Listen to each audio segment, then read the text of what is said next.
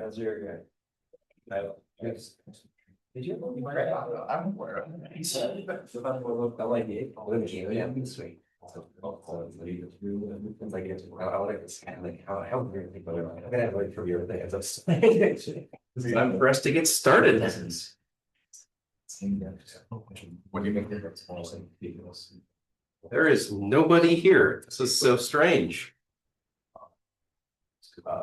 We have 10 people in the room, and one of them is the TA. Excluding myself. All right. So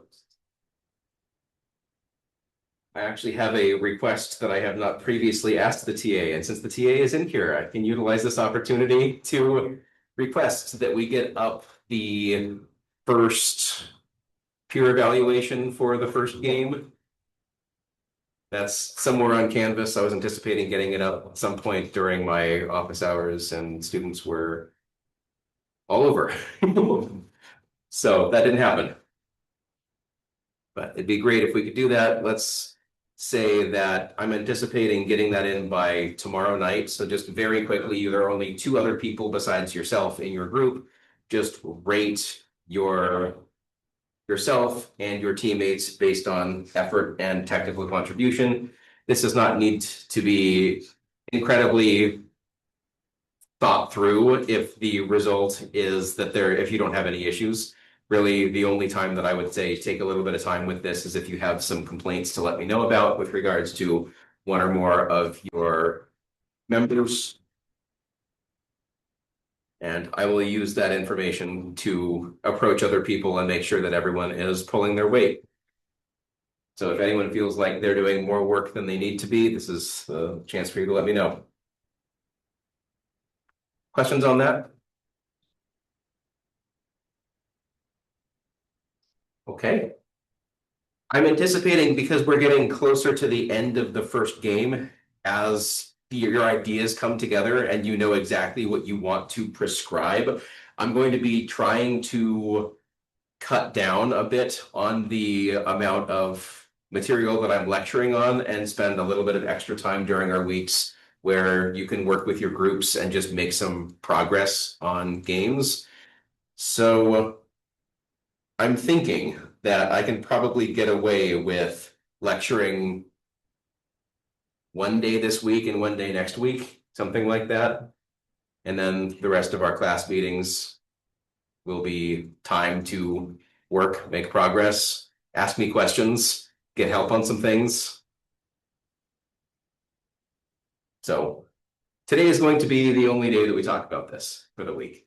That said, time that you spend together working on things, very useful, very relevant. So please do try to make it to class as well so that we can be productive. Questions before we dive back into Monte Carlo prediction, which is where we were? How much do we remember from this? It's been a little while.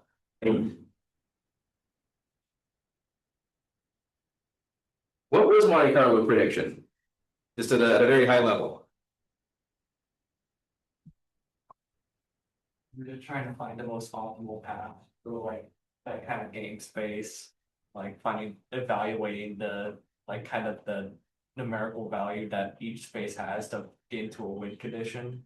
How much information do you have when you're making those, when you're doing that? We don't need complete knowledge of the environment. We just need experience. Right. So we're gathering experience. We're not relating this to any expectation, aside from the expectation of the data that we've collected.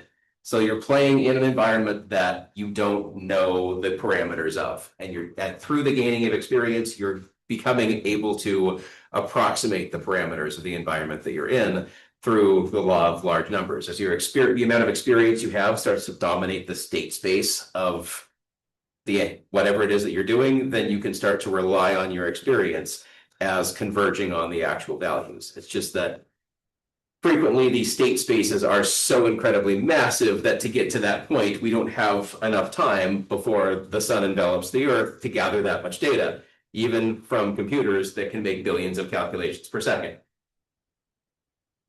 So we want to use limited experience to generalize knowledge to large domains.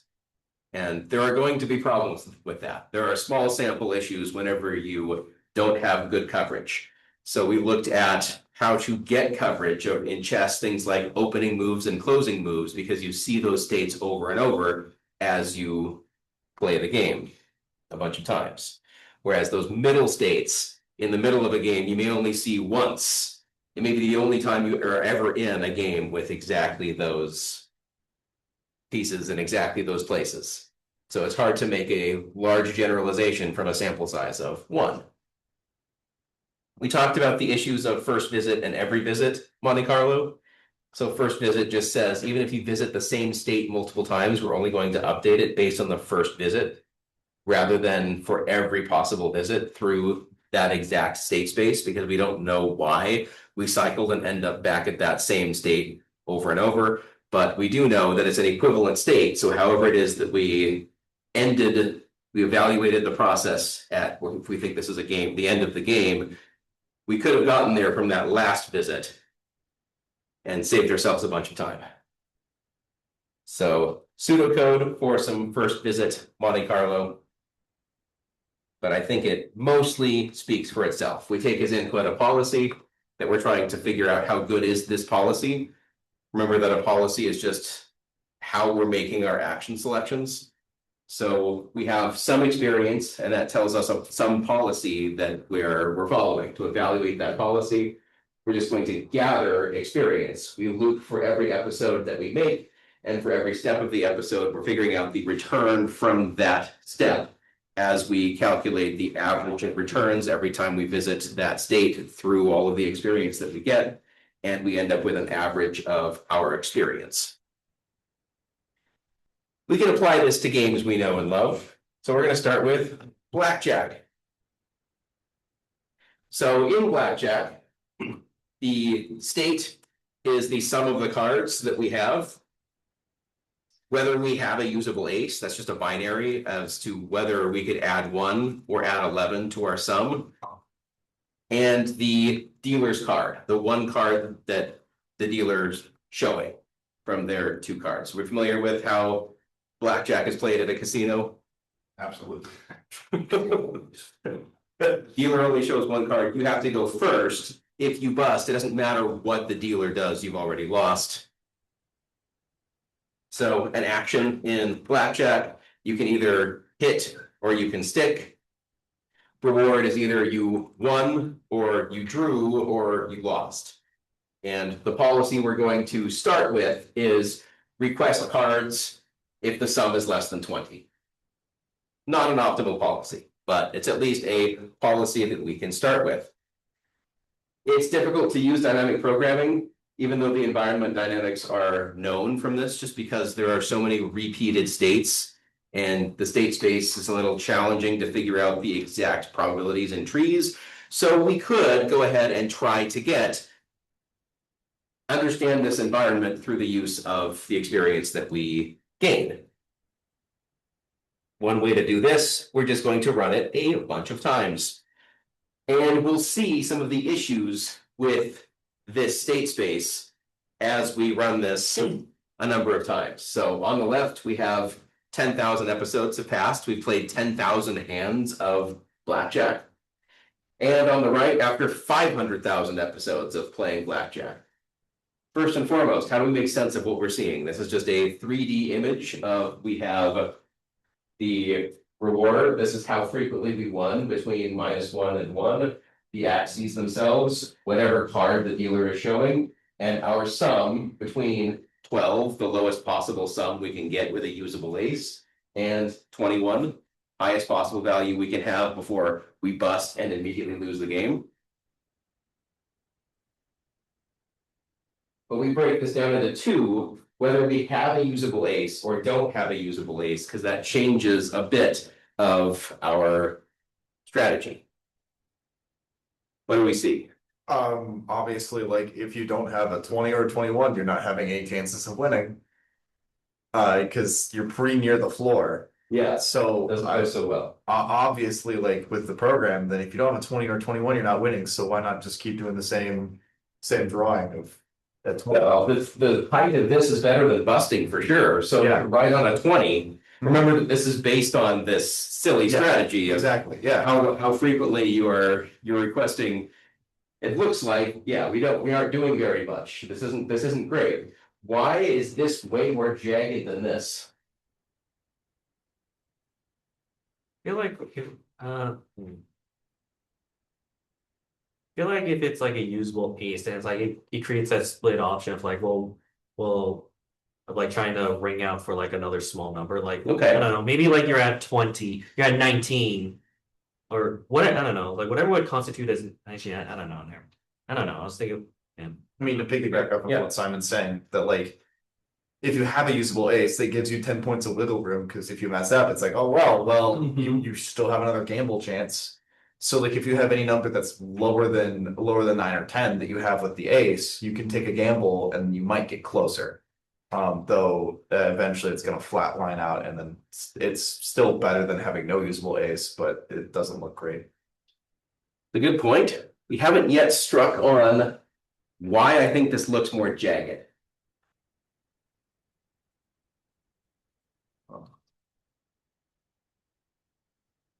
How frequently in a hand of blackjack do you have a usable ace? How likely?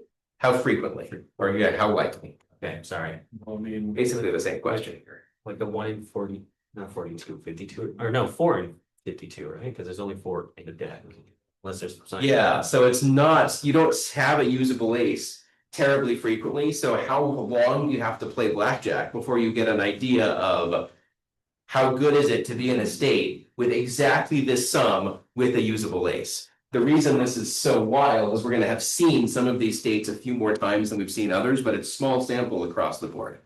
After 10,000 total episodes playing, each one of these is a different game state based on what the dealer is showing and the sum, given that you have an ace. I mean, think about it. If we were equally likely to have these sums, it's not the case. These are equally likely, but we'll pretend like they are. Between 12 and 21, that's 10 possibilities of places to be. The dealer is showing between a 10, either a 10 or an ace, or anything in between. So that's about 12. So 10 times 12, 120 possibilities.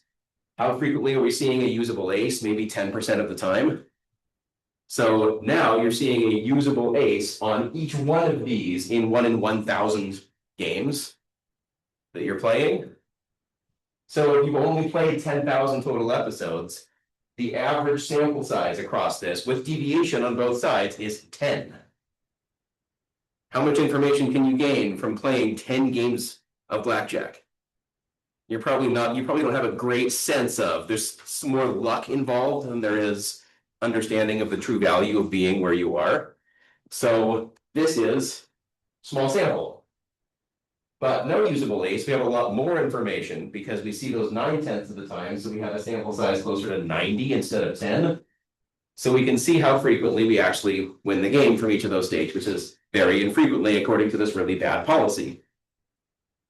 Once we have 500,000 episodes, we can see that we actually have converged more on the real values of each of these states because we actually have enough sample size to be able to derive conclusions from this. So even playing 10,000 iterations of blackjack, we can't expect that Monte Carlo has come up with a good policy for how to handle the usable ace.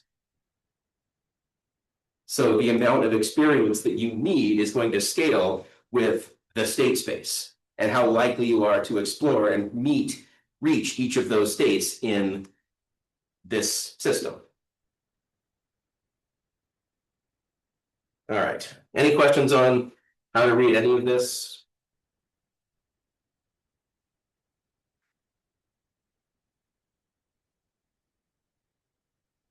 All right, we'll come back to bootstrapping a little bit later.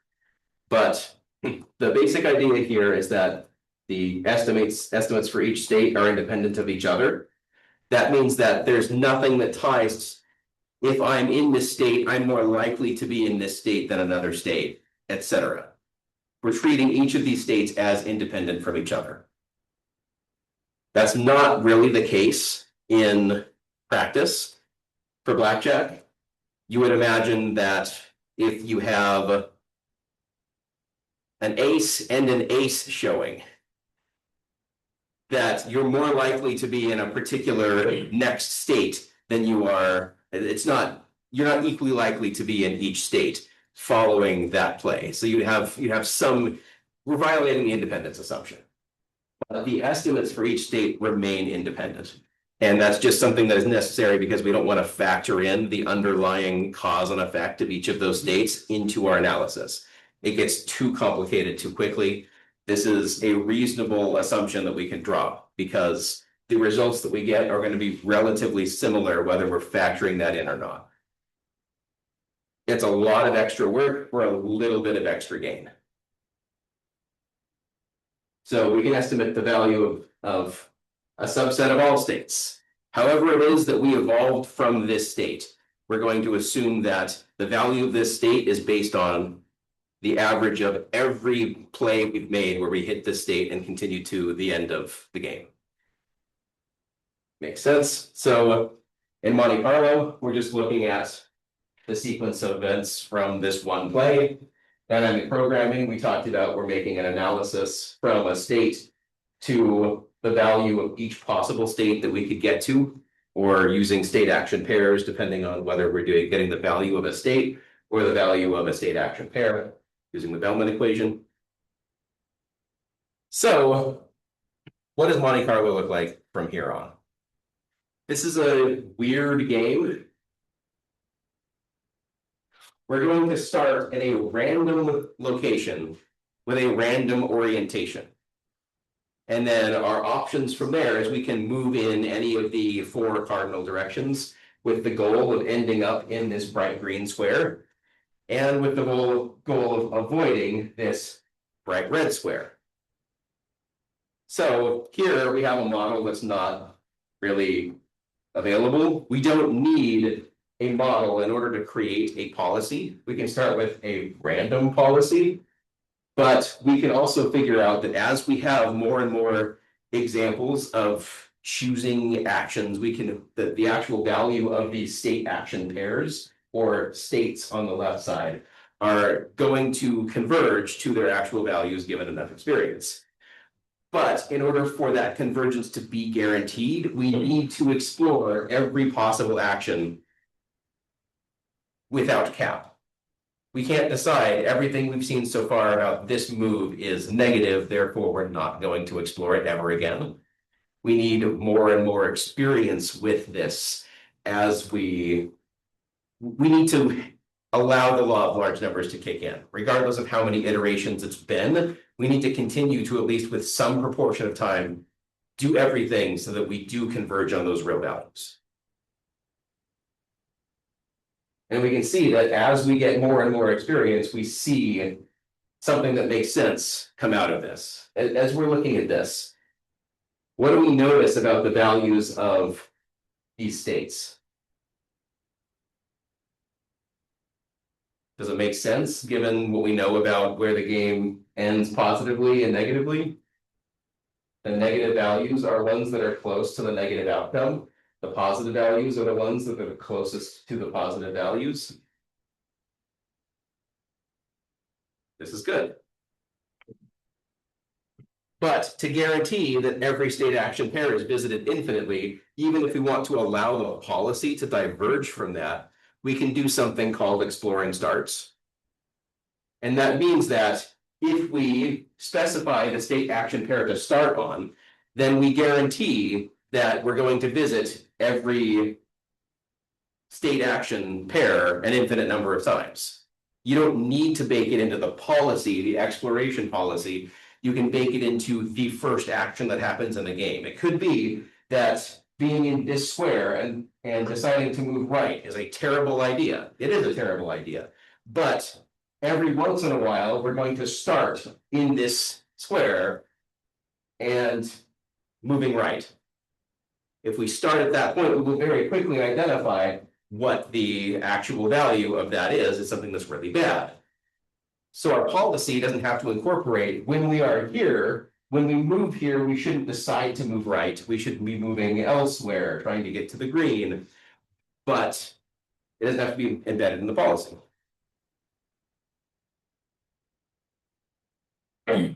Does the concept of exploring starts make sense? So we're trading off exploration in the policy for exploration in how we begin the game or begin the agent's involvement in the environment. We've already selected that first move for them. So we're getting some experience with that first move, regardless of whether it seems like the best first move or not. We might doom our run from the beginning, or fairly close to doom our run from the beginning, but we can learn that from the exploring starts. And then at some point, you can see that this becomes training.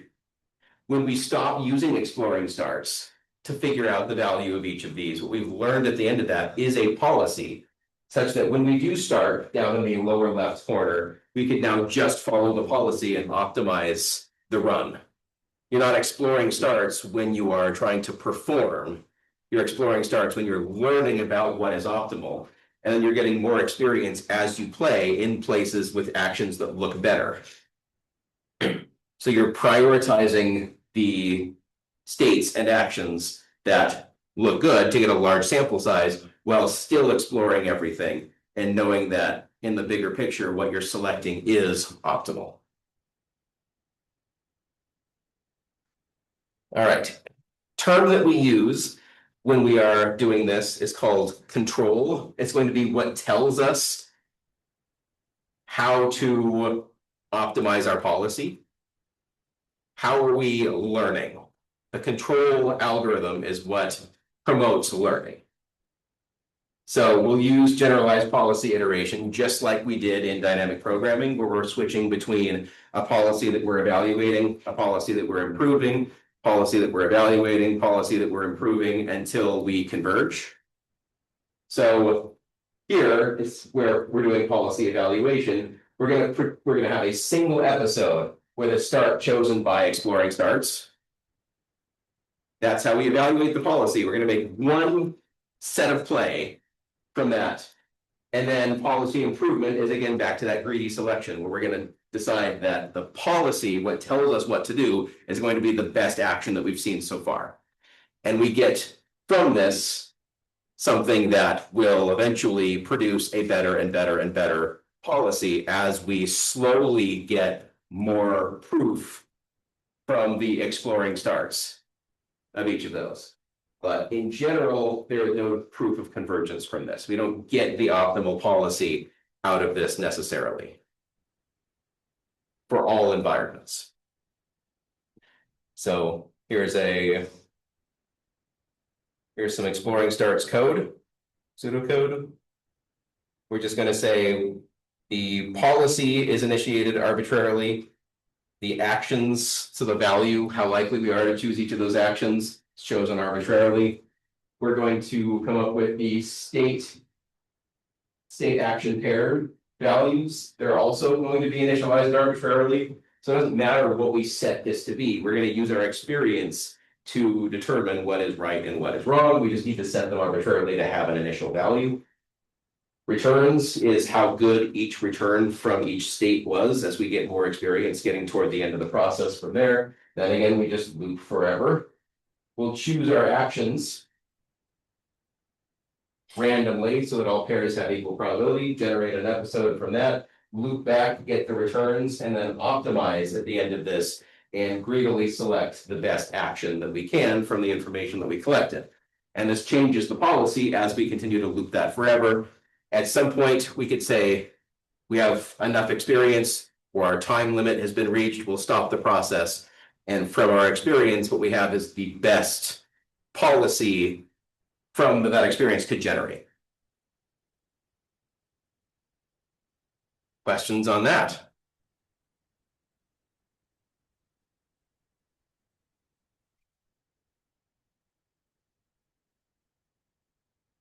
Okay. What happens when we apply this to blackjack? The prediction that we were using has become our control. As we do this, we're finding a slightly better policy, slightly better policy, slightly better policy. And this was the policy that it converged to. If we have a usable ace, depending on what is showing from your opponent.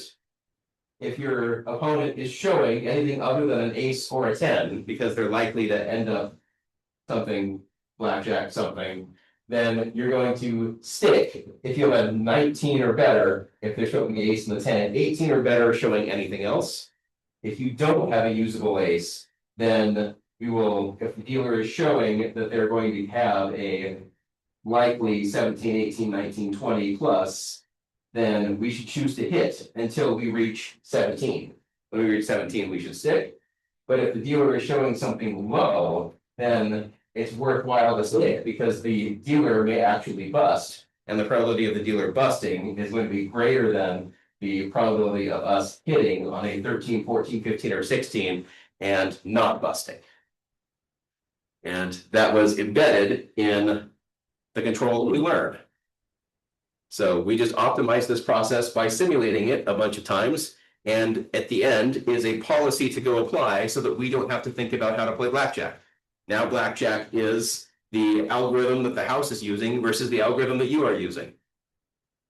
The only thing that keeps the house profiting off of this strategy is that ties go to the house.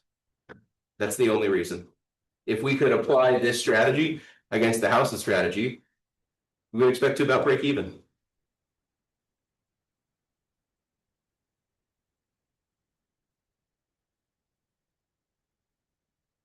Okay, there are other things we can do to avoid the exploring starts. But if we do this, we have to add exploration to our policy. We need to explore in one way, shape, or form so that we know that the actions that we're doing are good actions. So really, two ways we can do this: exploration in the start, exploration in the policy. Choose one or the other depending on your problem. So an epsilon soft policy says that every action has some probability, however small, of being selected. So the probability according to our policy of an action, given that we're in a state, regardless, is going to be greater than 0. Epsilon soft policy says that every action has at least epsilon over the number of possible actions that we could choose in this state, probability of being selected. So this would tell us every move has at least a 5% chance of being selected, has at least a 10% chance of being selected based on this value of epsilon. So how do we make sense of that?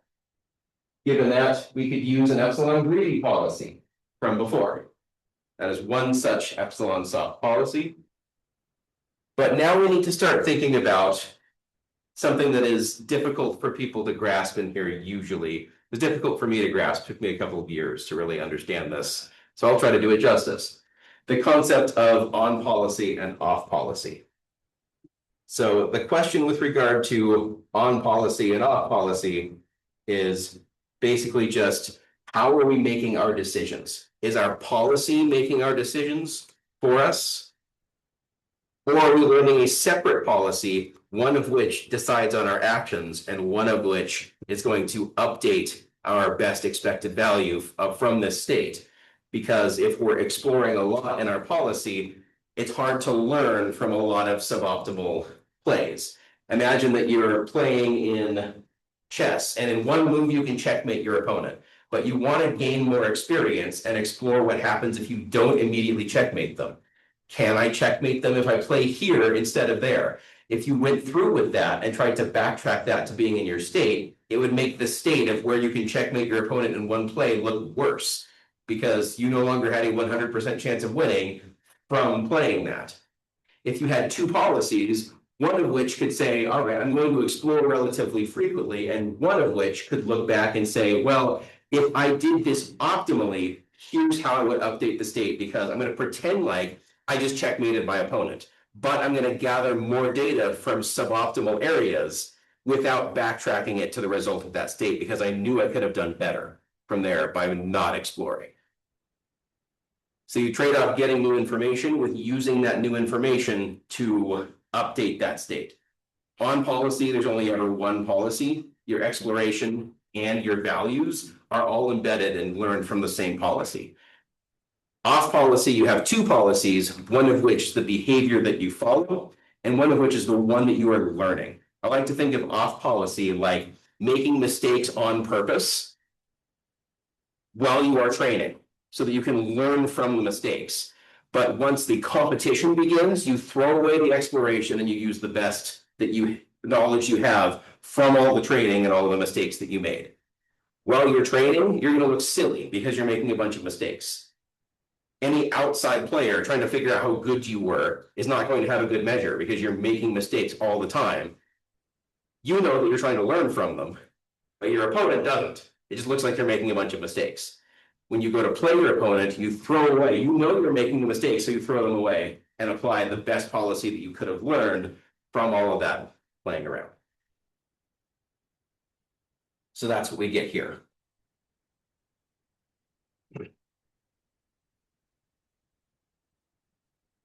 We end up with two policies in the off policy, the target policy and the behavior policy. The behavior policy is full of exploration. And the target policy is the one that we are learning for the time when we need to perform. So I can act like an idiot so that I learn how people interact with me when I'm acting like an idiot. And then when I am making an important presentation in front of people, I apply the target policy. And you would wonder, is this the same person? But I was acting the way that I was to gather data about how you treat me when I act like an idiot.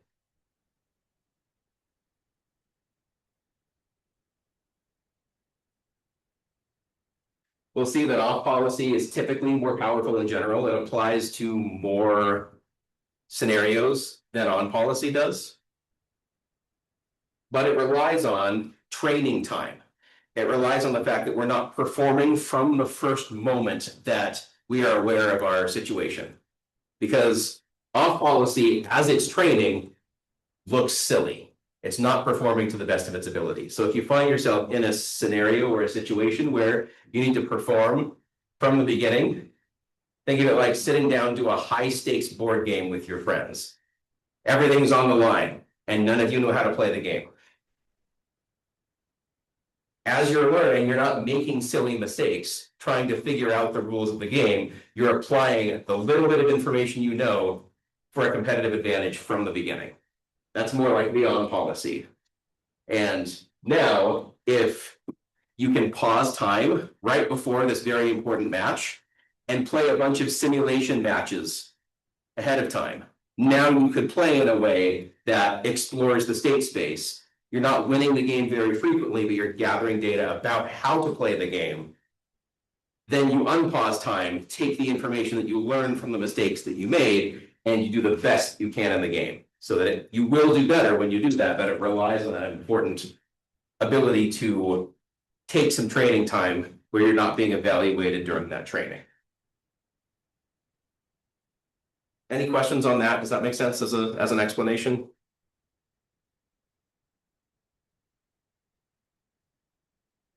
That's the intuitive result that I came to after staring at this for years out of a textbook.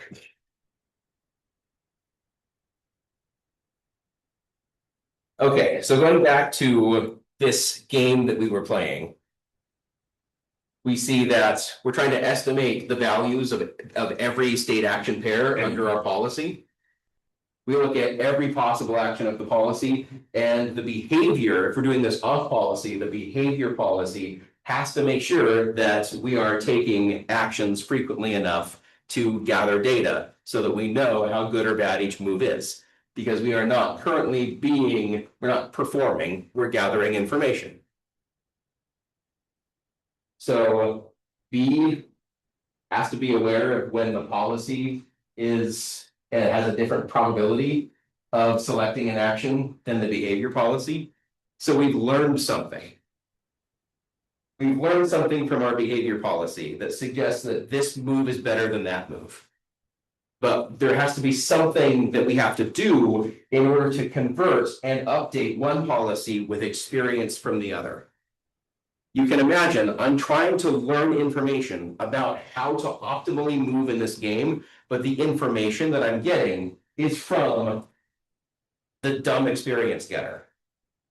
How can you analyze your own mistakes and learn the important data to take away, how should I perform in that situation when the only experience you have is from the idiot who made the mistake in the first place? Does that make sense? You're trying to update what you should do based on what you did. And the probabilities for those aren't the same. So we need some ratio in order to say how likely was this move according to this policy? How likely was this move according to this policy? I only want to update this policy based on how likely it was that I did what I know is suboptimal. So we call that importance sampling. Importance sampling is that ratio between how likely different trajectories are according to these two different policies. So on one hand, we have our target policy that we're trying to learn. Here's how to best play the game. And here's the policy that we're using to gather data. This is the policy we're using that gives us the data. So the ratio here is just how likely was the path that we took according to the two different policies. So according to this policy, for every action that we took, we're going to figure out how likely was that action according to the target policy given the state we were in, times the probability of getting to the next state, given the state that we were in and the action that we took. All this is saying is just it's getting us the next move from the current move. And that the chance of doing that is just proportional to every move that we made. Let's look at chess. What is the probability that you start with the king's pawn opening? Times the probability that the opponent counters with a king's pawn opening, times the probability that the next thing you do is to move your kingside knight, followed by each one of those has an associated probability according to your policy. So you're just multiplying together to get how likely the sequence of events was that you played according to your policy. That gives you one real value. Very small real value, but a real value nonetheless. We see how we're multiplying something between 0 and 1 a bunch of times, so it becomes very small very quickly. But the policy that we sampled with was the behavior policy. This is the policy that we used to generate the moves. This is how likely that set of moves was according to the policy that we've learned. If this had been a performance-based game, how likely would it have been that my performance-based policy generated exactly that set of moves? So we can just look at that as a ratio. That ratio tells us how much to update the target policy by based on the data that we collected with the behavior policy.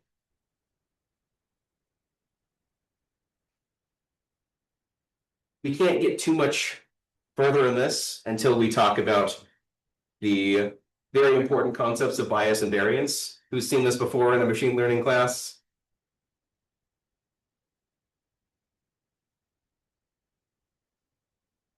Nathan saw it last week, Yeah.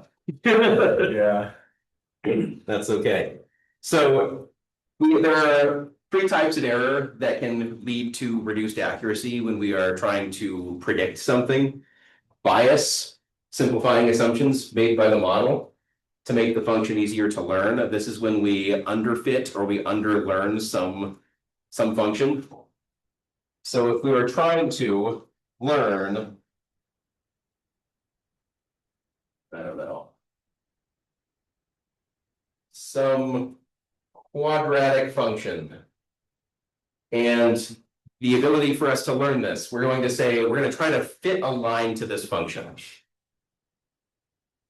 How wrong this line is based on bias. We have used a function that is simpler than the underlying data. So all error that we can attribute to this line is based on the fact that we picked and are trying to fit a linear expression to quadratic data. There's no way to make this better as soon as we make the underlying assumption that this data is linear. It's not. So there's no way to reduce that error further. Variance is the exact opposite of this. So it's if we use different training data, how different is our underlying model going to be? So let's say we have data with fast noise associated with it. And you can imagine a line of best fit for this data. But you can imagine a line of best fit if we removed this data point and this data point. Now we get a line of best fit that looks kind of like that.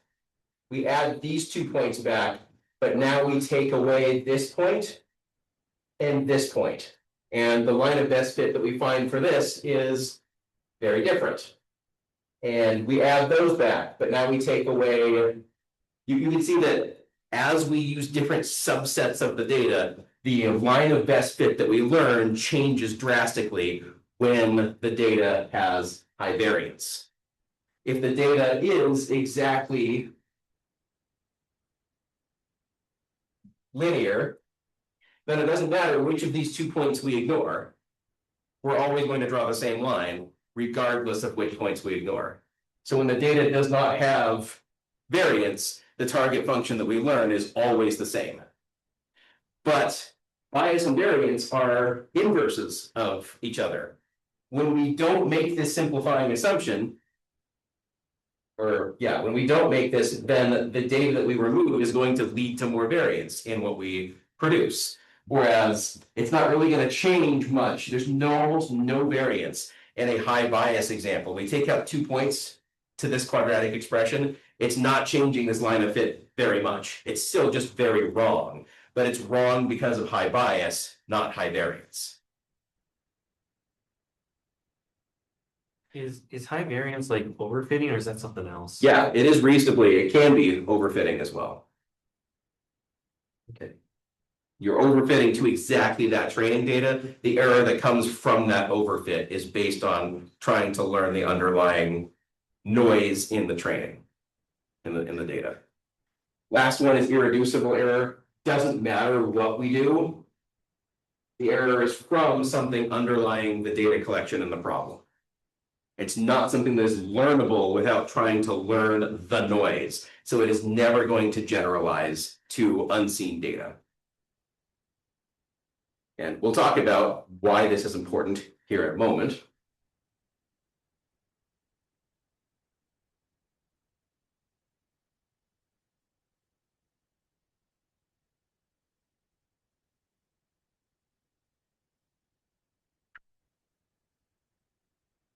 But when we look at importance sampling, if we're using just importance sampling as it is, we end up with no bias, but a variance that we can never find an upper bound to.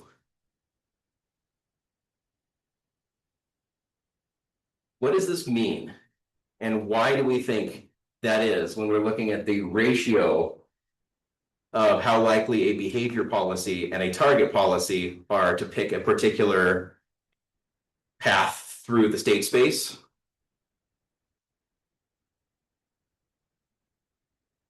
There's zero bias because we're not choosing something that is a target function that's less than or doesn't fit the data. The data is, we're learning the function directly from data in the, we're sampling from the actual underlying distribution. That's the better way to say that. We're not sampling from something that has error from the underlying distribution. If you're playing chess, you're sampling from actually playing chess by following its rules. There's not going to be a measure of error in that sense. So there's no bias, but the variance is extremely high by saying that if you make the exact same plays that you did before, if your opponent makes different plays, the outcome of the game can be unboundedly different.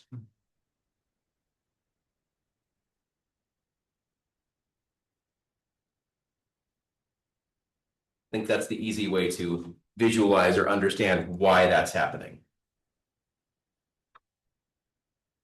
So we find if we want to solve for this. Lots of math here, sorry. The goal is to reduce the value according to a policy of a particular state is just the expected value of that policy of the return that we see given the state we were at that time. So we're partway through a game. The return is the expected value for the rest of the run. And the value according to a state is going to be our best guess, the expected value of that return. If you're 5 moves from the end of chess, and if you make the right moves, you win. If you make the wrong moves, you lose. Then the expected value of being in that state is just how well you can play for those remaining 5 moves to win the game or lose the game. And that's going to be based on a history of I've been in this position 17,406 times before, and on average, I've won the game half the time. So the expected value of being in that state should be 0.5 because you've won and lost half the time according to your experience of being in that state. So we start from there.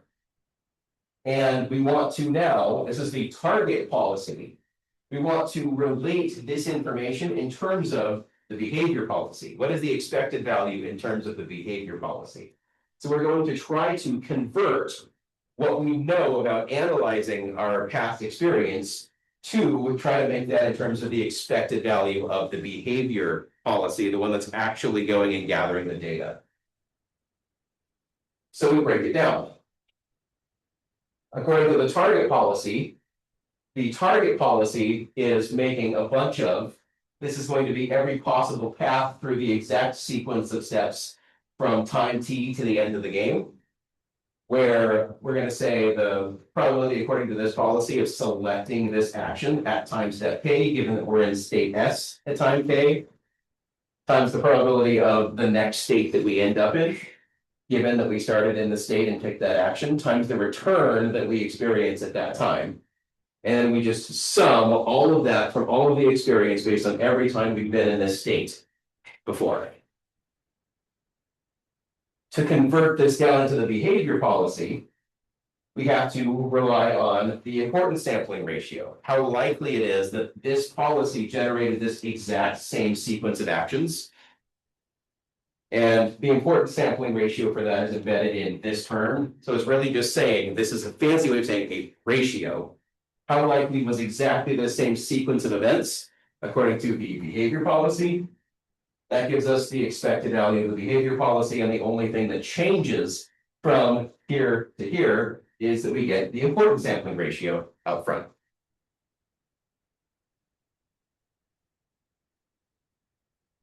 So this is the zero bias version of this. You could just figure out the difference proportionally between the likelihoods in the different policies, and you would have ordinary importance sampling. But let's look at some situations where this ordinary importance sampling doesn't really work well and try to figure out why. Here's a game. Very simple game. You start in state S. If you go right, then you end the game and get 0 reward. If you go left, you're going to randomly choose, and 10% of the time you're going to end the game and get 1 for your reward. And 90% of the time you're going to find yourself back in state S, needing to make the decision left or right again. We're going to come back to this. Maybe you'll spend a little bit of time tomorrow, because this is an awkward place to leave things for the day. But I want to explain this game, and I want to talk about how we can try to estimate the variance of this game and come up with a bound for how wrong will this average be over time bounded. Could we say, worst case, this is how wrong our experience has been so far? So we'll come back to that tomorrow.